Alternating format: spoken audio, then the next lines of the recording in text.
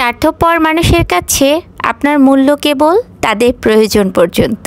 তাদের জন্য হৃদয়ের দরজা খুলবেন না, কারণ স্বার্থপর হলেই তারা মুখ ফিরিয়ে নেবে। যে আপনাকে ভালোবাসে সে আপনার অস্তিত্বকেই মূল্য দেয়, আর যারা স্বার্থ দেখে তাদের জায়গা হৃদয়ে নয়, জীবনের বাইরে থাকাই ভালো। তো যাই হোক, আসসালামু আলাইকুম এভরিওয়ান, সবাই কেমন আছেন? আমি আর রাইসা আজকে ইফতারি করতে যেতে চাইছিলাম সুলতান ডাইনে। ক্যাপশন দেখে হয়তো বুঝতে পারছেন। আসলে কি বলবো, সুলতান ডাইনে আজকে গিয়ে পুরাটাই আমরা হতাশ হয়ে গেছি। অনেক আশা নিয়ে আসছিলাম ইফতারি করব সুলতান ডাইনে, যেহেতু সচরাচর ইফতারি আমাদের বাহিরে করা হয় না, কারণ আমরা ফুল ফ্যামিলি সহ বাসায় ইফতারি করি। রোজার মাসটা বাইরে তেমন একটা বের হই না, কিন্তু আজকে একটু শখ করেই গেছিলাম, কিন্তু উপরে উঠে যা দেখলাম সেটার জন্য মোটেও প্রস্তুত ছিলাম না। সেটা হচ্ছে দ্বিতীয় তলায় একদম পুরো ফুল ফিল আপ, একটা সিটও নেই।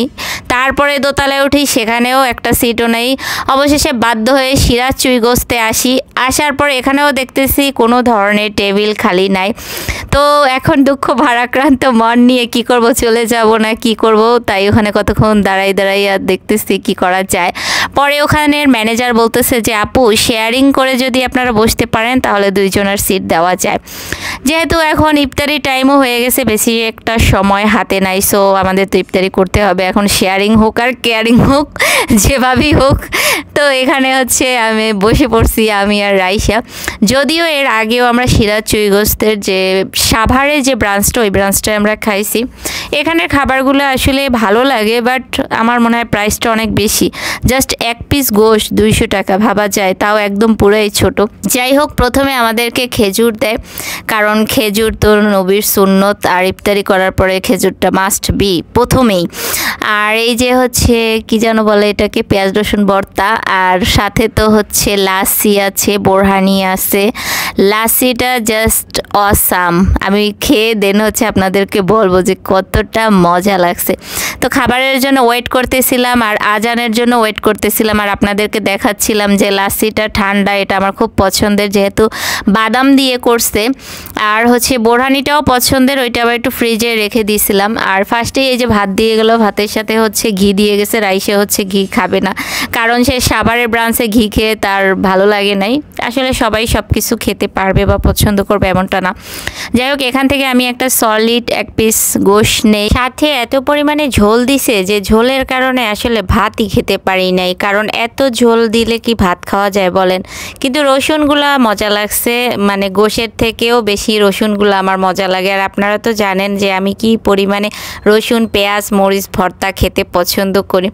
যাই হোক, আমার ওইটা খাওয়া শেষ করার আগেই আমি হচ্ছে লাসি খাইছি, কারণ লাসিটা দেখে আমি আর লোভ সামলাইতে পারিনি, কারণ ওটা একদম ঠান্ডা ছিল।